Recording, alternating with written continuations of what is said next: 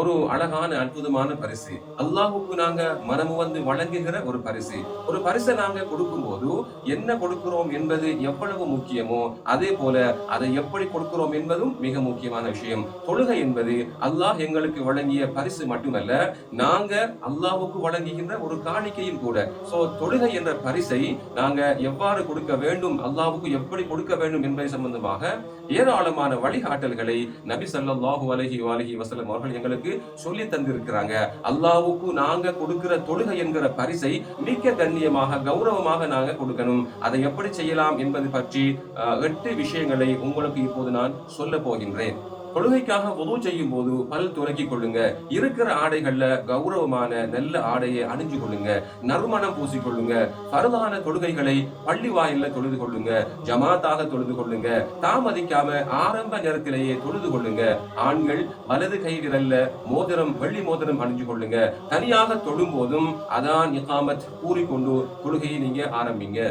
பல் துலக்குவதை தொடர்ந்து செய்து வாருங்கள். பல் துலக்கிய நிலையில் தொழும் தொழுகையானது பல் துலக்காத நிலையில் தொழும் தொழுகையை விட 40 மடங்கு சிறந்ததாகும் என்றார்கள் நபி ஸல்லல்லாஹு அலைஹி வஸல்லம் அவர்கள். மேலும் சொன்னார்கள், பல் துலக்கியவாறு தொழும் தொழுகையானது பல் துலக்காதவாறு தொழும் 75 தொழுகைகளை விட சிறந்ததாகும் என்றார்கள் நபி ஸல்லல்லாஹு அலைஹி வஸல்லம் அவர்கள். தொழும் இடத்துக்கு செல்லும் போதெல்லாம் உங்களை அலங்கரித்துக் கொள்ளுங்கள், அழகுபடுத்திக் கொள்ளுங்கள் என்பது அல்லாஹ்வின் கட்டளையாகும். நறுமணம் பூசிய நிலையில் தொழும் 2 ரக்அத் தொழுகை என்பது நறுமணம் பூசாத நிலையில் தொழும் 70 ரக்அத் தொழுகையை விடவும் சிறந்ததாகும் என இமாம் சாதிக் அலைஹிஸ்ஸலாம் அவர்கள் கூறியிருக்கின்றார்கள்.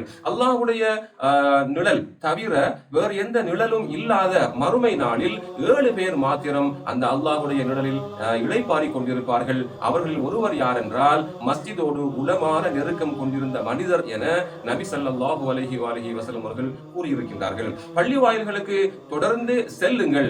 அவை பூமியில் உள்ள அல்லாஹ்வின் இல்லங்களாகும். யார் சுத்தமான நிலையில் அங்கு செல்கின்றாரோ அவருடைய பாவங்களில் இருந்து அல்லாஹ் அவரை சுத்தப்படுத்தி வைக்கின்றான் என்பதாக இமாம் சாதிக் அலைஹிஸ்ஸலாம் அவர்கள் கூறியிருக்கின்றார்கள்.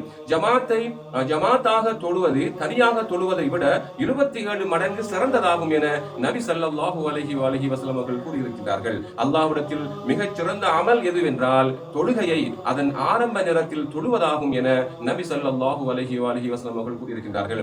நபி அவர்கள் தமது வலது கையில் மோதிரம் அணிந்து வந்தார்கள். மேலும் அவர்கள் கூறியிருக்கிறார்கள், வலது கையில் மோதிரம் அணிந்து கொள்ளுங்க, அது இறைவனை நெருங்குபவர்களுக்கான ஒரு சிறப்பான அடையாளமாகும் என்று கூறியிருக்கிறார்கள். அமீருல் முஃமினீன் அலைஹிஸ்ஸலாம் அவர்கள் கூறியுள்ளார்கள், யார் அதானும் இகாமத்தும் கூறி தொழுகின்றாரோ அவருக்கு பின்னால் மலக்குமார்களின் 2 சஃப்புகள் 2 அணிகள் தொழுகின்றன. அந்த 2 சஃப்புகளின் நீளம் எவ்வளவு பெரியது என்றால் அந்த சஃப்புகளின் முடிவை கண்டுகொள்ளவே முடியாத அளவுக்கு மிக நீளமானவை அந்த சஃப்புகள். யார் இகாமத்து மட்டும் கூறி தொழுகின்றாரோ அவருக்கு பின்னால் ஒரு மலக்கு மட்டும் நின்று தொழுகின்றார் என்பதாக இமாம் அலி அலைஹிஸ்ஸலாம் அவர்கள் கூறியிருக்கின்றார்கள். அதாவது அதானும் இகாமத்தும் சொல்லி தொழுகின்ற மனிதருக்கு பின்னால் மிக அதிகமான மலக்குகள் தொழுகின்றார்கள். அந்த மலக்குகளுடைய தொழுகைகளின் நன்மைகள் எல்லாம் இந்த மனிதருக்கு வந்து சேருகின்றன என்பதாக இதன் பொருள் அமைகின்றது.